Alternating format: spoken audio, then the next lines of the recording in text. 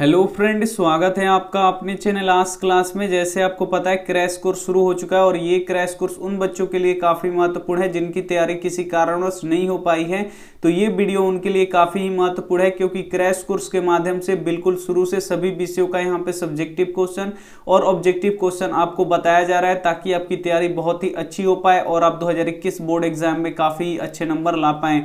तो आज हम लोग पढ़ने वाले हैं सामाजिक विज्ञान। सामाजिक विज्ञान के 30 महत्वपूर्ण ऑब्जेक्टिव प्रश्न हम आपको बताएंगे जो 2021 बोर्ड एग्जाम के लिए काफी ही महत्वपूर्ण होगा। तो एक भी प्रश्न आप स्किप मत कीजिएगा और इसमें से जो भी प्रश्न आपको याद नहीं होगा तो उसे नोटबुक पे लिख के जरूर याद कर लीजिएगा। क्रैश कोर्स का क्लास यहाँ पे रोज रात 8 बजे चलता है, तो 8 बजे आप हमसे लाइव जुड़ के अपना क्रैश कोर्स कर सकते हैं। तो आइए शुरू करते हैं यहाँ पे पहले नंबर प्रश्न से। पहला प्रश्न देखिए काफी महत्वपूर्ण है कि प्राकृतिक आपदा किसे कहते हैं। यहाँ पे बताना है आपको कि प्राकृतिक आपदा किसे कहते हैं। ए ऑप्शन है जो मानव द्वारा घटित होता है, बी ऑप्शन है जो प्राकृतिक के द्वारा घटित होता है, सी ऑप्शन है दोनों, डी ऑप्शन है इनमें से कोई नहीं। तो यहाँ पे आपको बताना है कि प्राकृतिक आपदा किसे कहते हैं। तो प्राकृतिक आपदा किसे कहते हैं, जो प्रकृति के द्वारा घटित होता है उसे हम लोग प्राकृतिक आपदा बोलते हैं। जैसे यहाँ पे भूकंप हो गया, सुनामी हो गया, ये प्रकृति के द्वारा घटता है। तो ऐसी घटनाओं को हम लोग क्या बोलते हैं, प्राकृतिक आपदा बोलते हैं। यानी यहाँ पे क्या हो जाएगा, बी ऑप्शन क्या हो जाएगा, यहाँ पे बिल्कुल ही सही हो जाएगा। और जो मानव के द्वारा घटित होता है उसे हम लोग क्या बोलते हैं, मानवकृत आपदा बोलते हैं। जैसे आतंकवाद हो गया और यहाँ पे बम विस्फोट हो गया, तो ये सब क्या हो जाएगा, जो मानव के द्वारा घटित होता है उसे हम लोग मानवकृत आपदा बोलते हैं। तो ये भी आपको साथ में यहाँ पे याद रखना है। आइए देखते हैं यहाँ पे अगला प्रश्न। अगला प्रश्न यहाँ पे देखिए 2 नंबर प्रश्न है कि गांधी जी ने साबरमती आश्रम की स्थापना कब की थी। यहाँ पे बताना है कि जो गांधी जी थे वो साबरमती के स्थापना कब किए थे। ए ऑप्शन है यहाँ पे 1890 ईस्वी में, बी ऑप्शन है 1892 ईस्वी में, सी ऑप्शन है 1915 ईस्वी में, डी ऑप्शन है 1916 ईस्वी में। तो जो गांधी जी थे वो साबरमती आश्रम की स्थापना कब किए थे, तो 1916 ईस्वी में किए थे। और जो गांधी जी थे वो 1915 में दक्षिण अफ्रीका से लौट कर आए थे और 1 साल बाद इन्होंने क्या किया, साबरमती आश्रम का स्थापना कर दिया। तो ये भी प्रश्न आता है कि गांधी जी दक्षिण अफ्रीका से कब लौट कर आए। तो गांधी जी दक्षिण अफ्रीका से यहाँ पे 1915 में लौट कर आए और यहाँ पे 1 साल बाद इन्होंने साबरमती आश्रम की स्थापना किया। यानी यहाँ पे डी ऑप्शन क्या हो जाएगा, यहाँ पे बिल्कुल ही सही हो जाएगा। ये देखते हैं यहाँ पे अगला प्रश्न। अगला प्रश्न यहाँ पे देखिए 3 नंबर प्रश्न है कि गांधी जी ने सत्याग्रह का पहली बार प्रयोग कहाँ किया। यहाँ पे बताना है कि जो गांधी जी हैं वो सत्याग्रह का प्रयोग पहली बार कहाँ किए। ए ऑप्शन है भारत में, बी ऑप्शन है दक्षिण अफ्रीका में, सी ऑप्शन है इंग्लैंड में, डी ऑप्शन है यहाँ पे रूस में। तो गांधी जी ने सत्याग्रह का पहली प्रयोग कहाँ पे किए थे, पहली बार प्रयोग तो दक्षिण अफ्रीका में किए थे। यानी यहाँ पे बी ऑप्शन क्या हो जाएगा, यहाँ पे बिल्कुल ही सही हो जाएगा। एक प्रश्न ये भी आता है कि गांधी जी की पत्नी का नाम क्या था। तो गांधी जी की पत्नी का नाम क्या था, कस्तूरबा गांधी था। और गांधी जी का जन्म किस राज्य में हुआ था, यहाँ पे तो गुजरात में हुआ था। तो ये भी आपको यहाँ पे याद रखना है। आइए देखते हैं यहाँ पे अगला प्रश्न। आइए देखते हैं यहाँ पे अगला प्रश्न 4 नंबर है कि लोकतंत्र की सफलता निर्भर करता है। ए ऑप्शन है नागरिकों की उदासीनता पर, बी ऑप्शन है यहाँ पे नागरिकों की गैर कानूनी कार्रवाई पर, सी ऑप्शन है नागरिकों की विवेकपूर्ण सहभागिता पर, डी ऑप्शन है इनमें से कोई नहीं। तो लोकतंत्र की सफलता किस पर निर्भर करता है, तो नागरिकों की विवेकपूर्ण सहभागिता पर निर्भर करता है। यानी यहाँ पे सी ऑप्शन क्या हो जाएगा, यहाँ पे बिल्कुल ही सही हो जाएगा। जितना भी हम आपको प्रश्न करवा रहे हैं वो काफी महत्वपूर्ण है 2021 बोर्ड एग्जाम के लिए। तो आप लोग एक भी प्रश्न स्किप मत कीजिएगा, वीडियो को पूरा शुरू से लेकर अंत तक जरूर देखिएगा। आइए देखते हैं यहाँ पे अगला प्रश्न। अगला प्रश्न यहाँ पे देखिए 5 नंबर प्रश्न है कि भूकंप की तीव्रता किससे मापी जाती है। ए ऑप्शन यहाँ पे मल्टीमीटर से, बी ऑप्शन है फोकस से, सी ऑप्शन है रिएक्टर स्केल से, डी ऑप्शन यहाँ पे सुनामी से। तो यहाँ पे देखिए भूकंप की तीव्रता किससे मापी जाती है, काफी ही महत्वपूर्ण है। तो भूकंप की तीव्रता किससे मापी जाती है, रिएक्टर स्केल से मापी जाती है। यानी यहाँ पे सी ऑप्शन क्या हो जाएगा, यहाँ पे बिल्कुल ही सही हो जाएगा। और जो भूकंप होता है वो कैसी आपदा होता है, तो भूकंप यहाँ पे प्राकृतिक आपदा होता है। तो ये भी आपको यहाँ पे याद रखना है। और भूकंप की तीव्रता किससे मापी जाती है, तो रिएक्टर स्केल से मापी जाती है। आइए देखते हैं यहाँ पे अगला प्रश्न।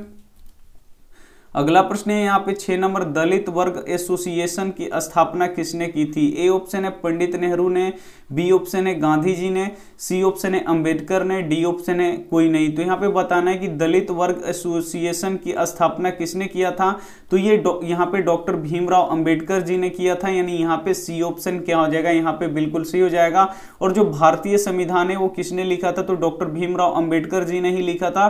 और डॉक्टर भीमराव अंबेडकर का जन्म किस राज्य में हुआ था? तो मध्य प्रदेश में हुआ था। तो ये भी आपको यहाँ पे याद रखना है।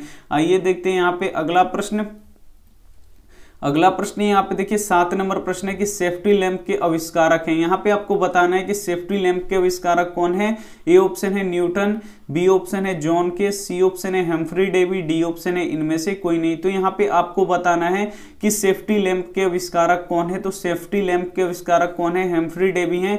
और ये प्रश्न 20 बार से काफी बार पूछा गया है बोर्ड एग्जाम में, तो ये प्रश्न आपको काफी महत्वपूर्ण है और इस प्रश्न को आपको यहाँ पे याद भी रखना है कि सेफ्टी लैंप का आविष्कारक कौन है? तो सेफ्टी लैंप के आविष्कारक यहाँ पे हेम्फ्री डेवी हैं। आइए देखते हैं यहाँ पे अगला प्रश्न। अगला प्रश्न यहाँ पे देखिए 8 नंबर प्रश्न है कि निम्न में से किसे बादशाह खां या सीमांत बादशाह खां कहा जाता है? ए ऑप्शन है महात्मा गांधी को, बी ऑप्शन है आगा खां को, सी ऑप्शन है खान अब्दुल गफार खान को, डी ऑप्शन है यहाँ पे सैयद अहमद को। काफी ही महत्वपूर्ण प्रश्न है ये भी कि निम्न में से किसे बादशाह खां या सीमांत बादशाह कहा जाता है? तो ये जो खान अब्दुल गफार खान है इनको क्या बोला जाता है? बादशाह खां भी बोला जाता है या सीमांत बादशाह खां भी इनको बोला जाता है, यानी यहाँ पे सी ऑप्शन क्या हो जाएगा? यहाँ पे बिल्कुल ही सही हो जाएगा। ये देखते हैं यहाँ पे अगला प्रश्न। अगला प्रश्न यहाँ पे देखिए 9 नंबर प्रश्न है कि सुनामी कहाँ आता है? जो सुनामी होता है वो कहाँ पे आता है? यहाँ पे आपको बताना है। ए ऑप्शन है आसमान में, बी ऑप्शन है जमीन पर, सी ऑप्शन है समुद्र में, डी ऑप्शन है यहाँ पे शहर में। तो जो ये क्रैश कोर्स हम करवा रहे हैं वो बिल्कुल आपको शुरू से यहाँ पे पढ़ाया जा रहा है। तो जो भी अगर प्रश्न इसमें आपको याद होंगे उसका आपको रिवीजन हो जाएगा, और जो भी प्रश्न आपको याद नहीं होगा तो प्लीज करके आप लोग क्या कीजिएगा, यहाँ पे आप लोग नोटबुक लीजिएगा और नोटबुक में यहाँ पे लिख के इसे जरूर याद कर लीजिएगा। अगर ऐसे तैयारी कीजिएगा तो आपकी तैयारी बहुत ही अच्छी हो जाएगी, ये हमारा गारंटी है। एक बार मेरे बात पे आप लोग विश्वास करके देख लीजिए। यहाँ पे प्रश्न है कि सुनामी कहाँ आता है? तो सुनामी यहाँ पे समुद्र में आता है। और सुनामी कैसे आता है? तो जो समुद्र होता है इसकी जो तली होती है उसमें क्या होता है? भूकंप आता है। तो समुद्र के तली में जब भूकंप आता है तो ये सुनामी आता है। तो सुनामी क्या होता है? तो सुनामी एक समुद्री लहर है जो बहुत ही विनाशकारी होती है। और जो ये सुनामी शब्द है ये किस देश से लिया गया है? ये भी प्रश्न आता है कि सुनामी किस देश से लिया गया है शब्द। तो ये सुनामी किस देश का शब्द है? तो ये जापान का शब्द है, क्योंकि जो जापान देश है वहां पे सुनामी और भूकंप काफी आते रहता है। तो ये सुनामी शब्द कहाँ का है? तो जापान का है, जिसमें अणु बम गिराया था अमेरिका ने। तो ये भी आपको यहाँ पे याद रखना है। आइए देखते हैं यहाँ पे अगला प्रश्न। अगला प्रश्न यहाँ पे देखिए 10 नंबर प्रश्न है कि बारदोली सत्याग्रह किसके नेतृत्व में हुआ था? जो बारदोली सत्याग्रह हुआ था वो किसके नेतृत्व में हुआ था? यहाँ पे आपको बताना है। ए ऑप्शन है वल्लभ भाई पटेल को नेतृत्व में, बी ऑप्शन है राम मनोहर लोहिया के नेतृत्व में, सी ऑप्शन है सुभाष चंद्र बोस के नेतृत्व में, डी ऑप्शन है लाला लाजपत राय के नेतृत्व में। तो बारदोली सत्याग्रह किसके नेतृत्व में हुआ था? तो वल्लभ भाई पटेल के यहाँ पे नेतृत्व में हुआ था। और इसी यहाँ पे बारदोली सत्याग्रह के नेतृत्व इन्होंने किया था। तो बारदोली की जो महिलाएं थी इनको किस चीज का उपाधि दी थी? तो सरदार की उपाधि इसी यहाँ पे बारदोली सत्याग्रह के यहाँ पे मिला था। नेतृत्व करने के यहाँ पे उपलक्ष्य में जो बारदोली की महिलाएं थी तो वल्लभ भाई पटेल को यहाँ पे सरदार की उपाधि दे दी। तो इसीलिए वल्लभ भाई पटेल के आगे क्या लगता है? सरदार वल्लभ भाई पटेल। तो ये भी आपको यहाँ पे याद रखना है। आइए देखते हैं यहाँ पे अगला प्रश्न। अगला प्रश्न यहाँ पे देखिए 11 नंबर प्रश्न है कि अंतर्राष्ट्रीय मजदूर दिवस किस दिन मनाया जाता है? यहाँ पे आपको बताना है कि अंतर्राष्ट्रीय मजदूर दिवस किस दिन मनाया जाता है। ए ऑप्शन है 1 मई को, बी ऑप्शन है 5 मई को, सी ऑप्शन है 10 मई को, डी ऑप्शन यहाँ पे 15 मई को। तो यहाँ पे आपको बताना है कि अंतर्राष्ट्रीय मजदूर दिवस किस दिन मनाया जाता है। तो अंतर्राष्ट्रीय मजदूर दिवस यहाँ पे 1 मई को मनाया जाता है। और ये प्रश्न बोर्ड एग्जाम में बार बार पूछा जाता है। और अंतर्राष्ट्रीय महिला दिवस कब मनाया जाता है? तो 8 मार्च को मनाया जाता है। तो ये भी आपको यहाँ पे याद रखना है। दोनों ही प्रश्न बोर्ड एग्जाम में काफी बार पूछे जाते हैं, तो इन दोनों को आपको क्या रखना है? याद रखना है। आइए देखते हैं यहाँ पे अगला प्रश्न। अगला प्रश्न यहाँ पे देखिए 12 नंबर प्रश्न की श्वेत क्रांति का संबंध किससे है? यहाँ पे बताना है कि जो श्वेत क्रांति है इसका संबंध किससे है। ए ऑप्शन है कागज से, बी ऑप्शन है कपास से, सी ऑप्शन है चीनी से, डी ऑप्शन है यहाँ पे दूध से। तो जो श्वेत क्रांति हुआ था वो श्वेत क्रांति किससे संबंधित है, तो श्वेत क्रांति यहाँ पे दूध से संबंधित है। तो ये प्रश्न काफी ही महत्वपूर्ण है, यानी यहाँ पे डी ऑप्शन क्या हो जाएगा, यहाँ पे बिल्कुल ही सही हो जाएगा। जो श्वेत क्रांति था वो किससे संबंधित है, तो श्वेत क्रांति यहाँ पे किससे संबंधित है, दूध से संबंधित है, यानी यहाँ पे डी ऑप्शन क्या हो जाएगा, यहाँ पे बिल्कुल ही सही हो जाएगा। ये देखते हैं यहाँ पे अगला प्रश्न। अगला प्रश्न यहाँ पे देखिए 13 नंबर प्रश्न की बाढ़ के समय किस स्थान पर जाना चाहिए। ये भी काफी ही महत्वपूर्ण प्रश्न है कि बाढ़ अगर आए तो किस स्थान पर जाना चाहिए। ए ऑप्शन है गांव के बाहर, बी ऑप्शन है ऊंची भूमि वाले स्थान पे, सी ऑप्शन है जहां है उसी स्थान पर, डी ऑप्शन है यहाँ पे खेतों में। तो अगर बाढ़ आता है तो आपको किस स्थान पे जाना चाहिए, तो बाढ़ आए तो आपको हमेशा ऊंची भूमि वाले स्थान पे जाना चाहिए, यानी यहाँ पे बी ऑप्शन क्या हो जाएगा, यहाँ पे बिल्कुल ही सही हो जाएगा। काफी ही महत्वपूर्ण प्रश्न है, तो एक भी प्रश्न प्लीज आप लोग स्किप मत कीजिएगा, वीडियो को पूरा शुरू से लेकर अंत तक जरूर देखिएगा। और इसमें से जो भी प्रश्न आपको याद नहीं होगा तो उसे प्लीज करके आप लोग नोटबुक पे लिख के याद कर लीजिएगा। आइए देखते हैं यहाँ पे अगला प्रश्न। अगला प्रश्न है यहाँ पे 14 नंबर प्रश्न है कि ब्रह्म समाज की स्थापना किसने किया। यहाँ पे बताना है कि जो ब्रह्म समाज है इसकी स्थापना किसने किया। ए ऑप्शन है सुरेंद्रनाथ बनर्जी, बी ऑप्शन है बाल गंगाधर तिलक, सी ऑप्शन है राजा राम मोहन राय, डी ऑप्शन है यहाँ पे बिपिन चंद्र पाल। तो यहाँ पे आपको बताना है कि ब्रह्म समाज की स्थापना किसने किया था, तो ब्रह्म समाज की स्थापना किसने किया था, तो राजा राम मोहन राय जी ने किया था, यानी यहाँ पे क्या हो जाएगा, सी ऑप्शन क्या हो जाएगा, यहाँ पे बिल्कुल ही सही हो जाएगा। एक प्रश्न ये भी आता है कि आर्य समाज का स्थापना किसने किया था, तो दयानंद सरस्वती ने किया था। तो ये भी आपको यहाँ पे याद रखना है। और दयानंद सरस्वती ने आर्य समाज की स्थापना किस शहर में किया था, तो मुंबई शहर में किया था। तो ये भी आपको यहाँ पे याद रखना है। आइए देखते हैं यहाँ पे अगला प्रश्न। अगला प्रश्न यहाँ पे देखिए 15 नंबर प्रश्न की भारत एक देश है, जो अपना भारत है वो कैसा देश है, यहाँ पे बताना है आपको। ए ऑप्शन है उद्योग प्रधान देश, बी ऑप्शन है कृषि प्रधान देश, सी ऑप्शन है कार्य प्रधान देश, डी ऑप्शन है यहाँ पे स्वास्थ्य प्रधान देश। तो यहाँ पे बताना है कि जो अपना भारत है वो कैसा देश है, तो भारत अपना यहाँ पे कृषि प्रधान देश है, क्योंकि यहाँ के जो 80% लोग हैं वो कृषि से जुड़े हुए हैं। यहाँ पे 80% लोग यहाँ पे कृषि कार्य करते हैं, यानी खेती करते हैं। इसीलिए जो भारत है वो कैसा देश है, तो कृषि प्रधान देश है, यानी यहाँ पे बी ऑप्शन क्या हो जाएगा, यहाँ पे बिल्कुल ही सही हो जाएगा। ये देखते हैं यहाँ पे अगला प्रश्न। अगला प्रश्न यहाँ पे देखिए 16 नंबर प्रश्न की रोलेट कानून किस उद्देश्य से लाया गया था। यहाँ पे बताना है कि जो रोलेट एक्ट कानून था वो किस उद्देश्य से लाया गया था यहाँ पे इंडिया में। तो ए ऑप्शन यहाँ पे काला बाजारी रोकने के लिए, बी ऑप्शन है सरकारी नौकरियों में प्रवेश के लिए, सी ऑप्शन है क्रांतिकारी गतिविधियों को रोकने के लिए, डी ऑप्शन यहाँ पे शिक्षित संस्थानों में प्रवेश के लिए। तो यहाँ पे बताना है कि जो रोलेट एक्ट कानून था, जो एक काला कानून था, ये किसने लाया था, तो ये अंग्रेजों ने लाया था। और किस लिए लाया था, तो जो ये क्रांतिकारी गतिविधियां थी इसको यहाँ पे रोकने के लिए, ताकि लोग यहाँ पे उग्र ना हो और यहाँ पे देश अपना आजाद ना हो, यानी यहाँ पे सी ऑप्शन क्या हो जाएगा, यहाँ पे बिल्कुल ही सही हो जाएगा। जो रोलेट कानून था वो किस उद्देश्य से लाया गया था, तो जो क्रांतिकारी इंडियन थे यानी भारतीय जो क्रांतिकारी थे उनकी गतिविधियों को रोकने के लिए, यानी यहाँ पे सी ऑप्शन क्या हो जाएगा, यहाँ पे बिल्कुल ही सही हो जाएगा। और ये कानून कब लाया गया था, तो 1919 में यहाँ पे लाया गया था।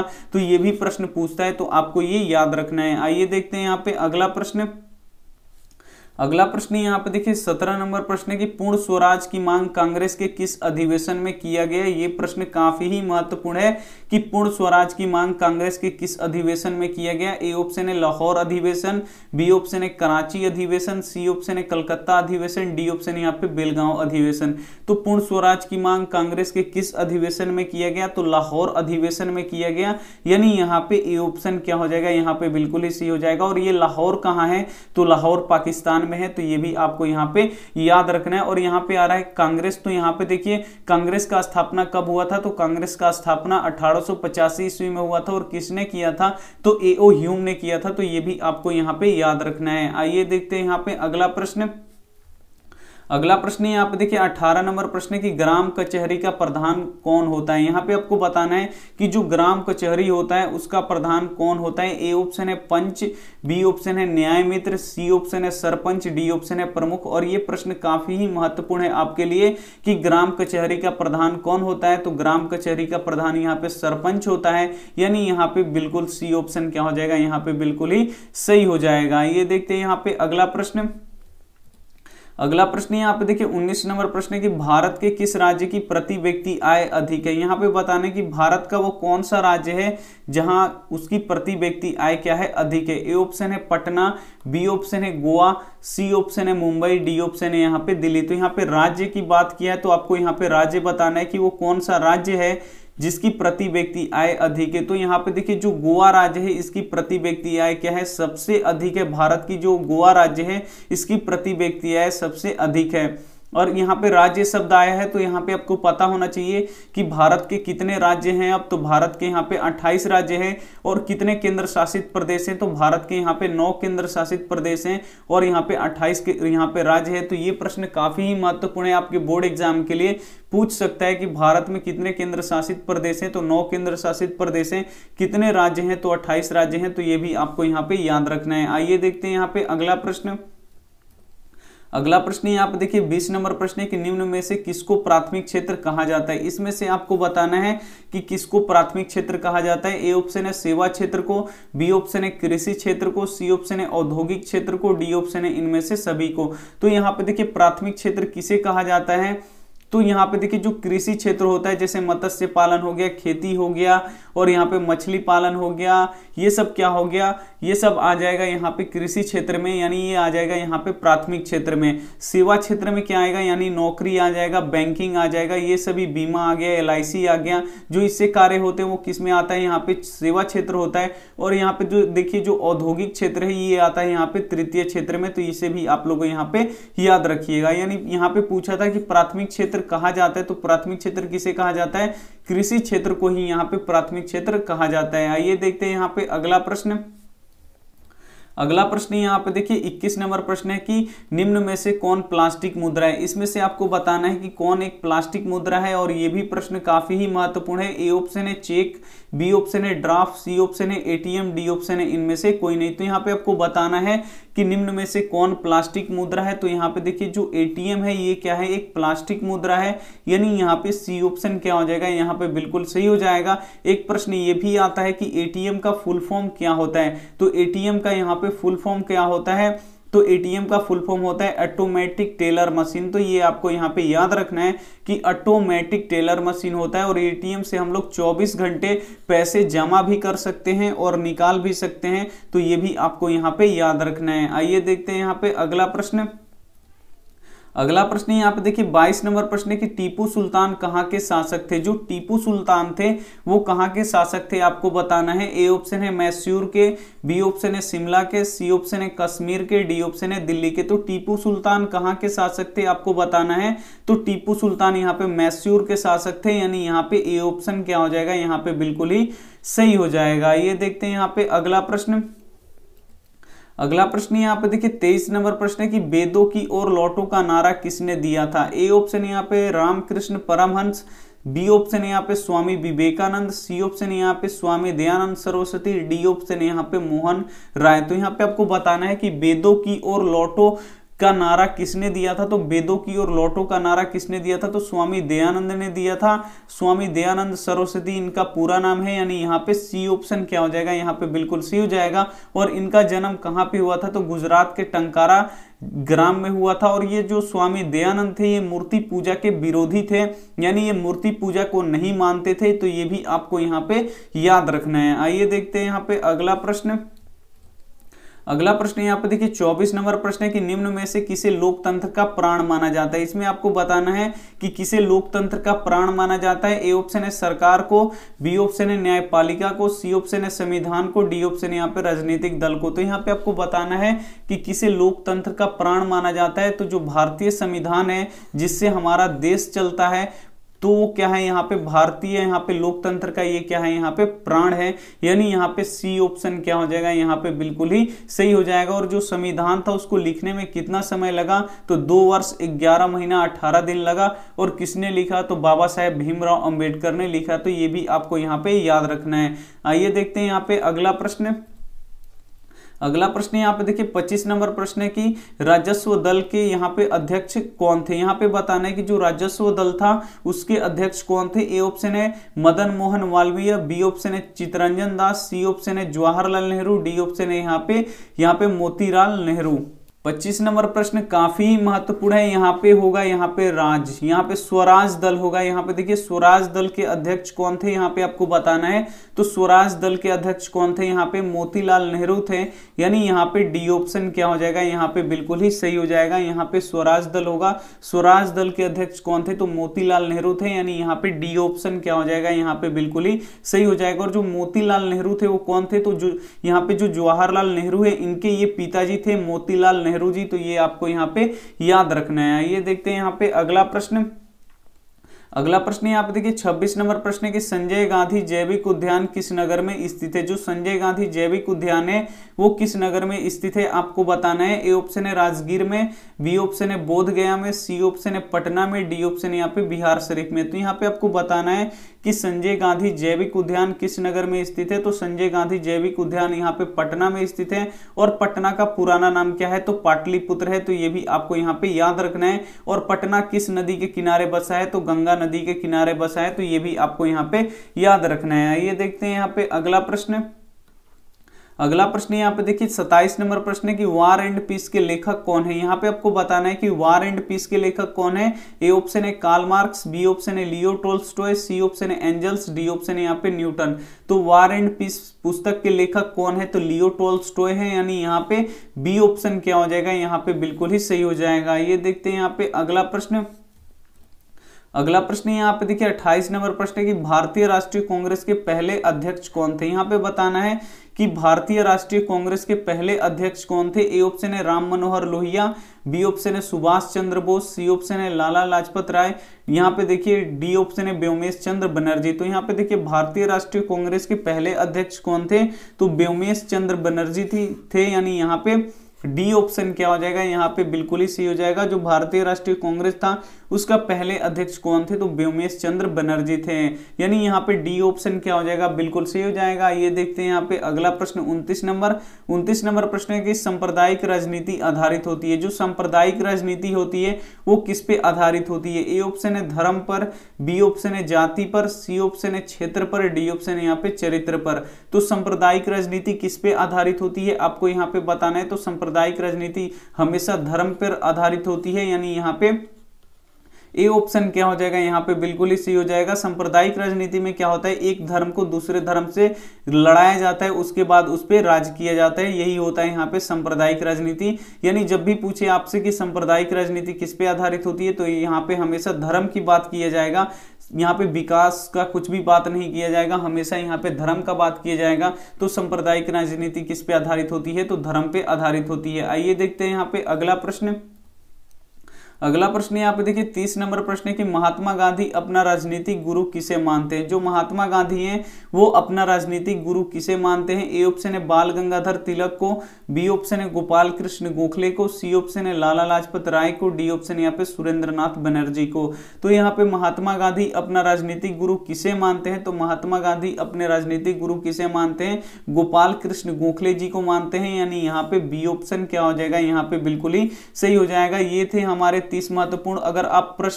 अगर आप लेट जुड़े हैं तो फिर से आप लोग वीडियो को एक बार शुरू करके देख लीजिएगा, क्योंकि इसमें जो 30 प्रश्न करवाया गया है वो काफी ही महत्वपूर्ण है आपके 2021 बोर्ड एग्जाम के लिए। अगर आप में से इसमें से जो भी प्रश्न याद नहीं होगा उसे आप लोग लिख के जरूर याद कर लीजिएगा। अगर ऐसे पढ़ाई कीजिएगा तो आपकी तैयारी बहुत ही अच्छी हो जाएगी और आप 2021 बोर्ड एग्जाम में काफी अच्छे नंबर ला पाएंगे। और ये रहा आपका होमवर्क प्रश्न। इसका जवाब आपको क्या करना है, कमेंट बॉक्स में देना है कि भारत में सर्वोच्च न्यायालय के मुख्य न्यायाधीश की नियुक्ति कौन कराता है। और ये प्रश्न काफी ही महत्वपूर्ण प्रश्न है कि भारत में सर्वोच्च न्यायालय के मुख्य न्यायाधीश की नियुक्ति कौन कराता है। ए ऑप्शन है प्रधानमंत्री, बी ऑप्शन है राष्ट्रपति, सी ऑप्शन है मुख्यमंत्री, डी ऑप्शन है यहाँ पे राज्यपाल। तो यहाँ पे बताना है कि जो भारत में सर्वोच्च न्यायालय है इसके मुख्य न्यायाधीश की नियुक्ति कौन कराता है। तो जो भी आपको आंसर इसमें से सही लगे वो आप हमें कमेंट कर दीजिएगा, आपके कमेंट का यहाँ पे इंतजार रहेगा। अगर आप वीडियो को लाइक नहीं किए हैं तो आप वीडियो को प्लीज लाइक कर दीजिए। आप लाइक करते हैं तो हमें मोटिवेशन मिलता है और अच्छी तरीके से पढ़ाने का मन करता है। अपने दोस्तों के पास इस वीडियो को जरूर शेयर कीजिएगा, शेयर कर दीजिएगा प्लीज। यहाँ पे चैनल को सब्सक्राइब नहीं किए हैं तो चैनल को भी आप लोग प्लीज सब्सक्राइब कर लीजिएगा और अपने दोस्तों से भी बोलिएगा चैनल को सब्सक्राइब करने के लिए। सब्सक्राइब करते ही एक बेल आइकन आता है, उसको आप लोग ऑल पे दबा लीजिएगा। ऑल पे दबा लीजिएगा तो जब भी क्लास होगा तो आपके पास नोटिफिकेशन जाएगा और उस नोटिफिकेशन पे आप क्लिक करके लाइव क्लास में आप लोग जुड़ सकते हैं। Thank you for watching. मिलते हैं सुबह वाली टेस्ट वीडियो में। सुबह 5 बजे आप लोग जरूर उठिए और यहाँ पे अपना टेस्ट जरूर दीजिए, क्योंकि टेस्ट के प्रश्न काफी ही महत्वपूर्ण होते हैं। तो एक बार आप लोग टेस्ट में जरूर आइए, टेस्ट अपना जरूर दीजिए, क्योंकि ये प्रश्न सभी काफी ही महत्वपूर्ण होते हैं। तो हम आपसे उम्मीद रखते हैं कि यहाँ पे आप लोग टेस्ट में जरूर आएंगे। Thank you for watching. मिलते हैं अगले वीडियो में, तब तक अपना ध्यान रखिए, मन लगा के पढ़ाई कीजिए। Take care and bye.